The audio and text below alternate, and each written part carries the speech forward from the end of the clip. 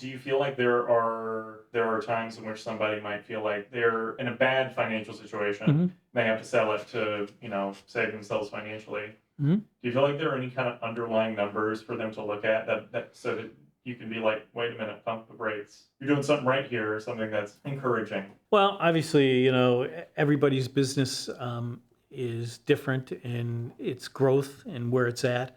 But I always look at, I want more customers than I want more revenue. I know it sounds kind of crazy, but I want to build customers. The fact that I have more revenue and less customers, that equation doesn't work. So if you're building your business and you're building more customers, then you're on the up. You may have to question whether you're charging enough, whether you're covering your cost. But if you're building your business and you're acquiring more customers each and every week, month, year, your trajectory is up and it's going in the right direction.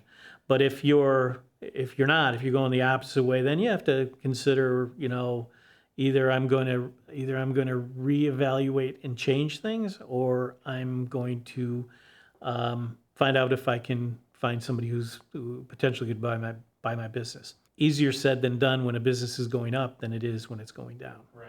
What can a business owner do if they're like in a rut? And when I say rut, I mean mentally. So like if their things are trending downward for them, they get to a point where they are unable. They got the blinders on. They're unable to see outside of that. From day one, I tell business owners the biggest obstacle in your business is you.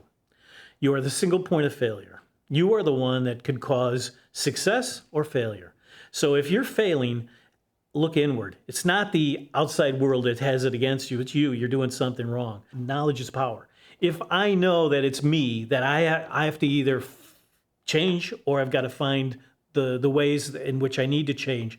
And whether I do that internally by reassessing my business, or I bring in professionals, networking with these business groups is a great way to get people to help you with it. Because I will tell you that there's a lot of businesses out there that would be very successful and would be thriving if it wasn't for their owners. They can't get out of the way of the business. So you're either a catalyst for your business or you're an obstacle.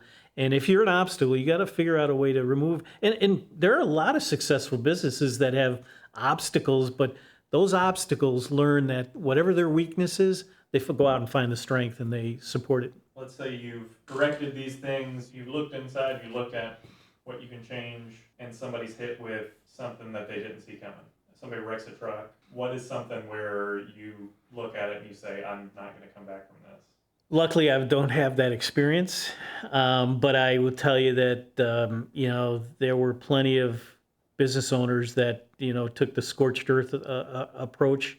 I'm going to reinvent myself. I'm going to get rid of my staff. I'm going to bring in I'm going to start from. I'm going to go back from growth, which isn't growing much. I'm going to step back into startup, and it's like day one over. If you have the guts to do that, and a lot of people do, you can do that. You can come back from that. But there's some situations that are outside of your control that can be devastating to the business. I've told people that as a business owner, it's not about proving you're not guilty. It's proving your innocence. Everybody's against you, and from small government to the population, the general public, they all have it out for you in some way or another that could hurt you and harm you. Everybody opens a business because they like the American dream, building it from nothing into something.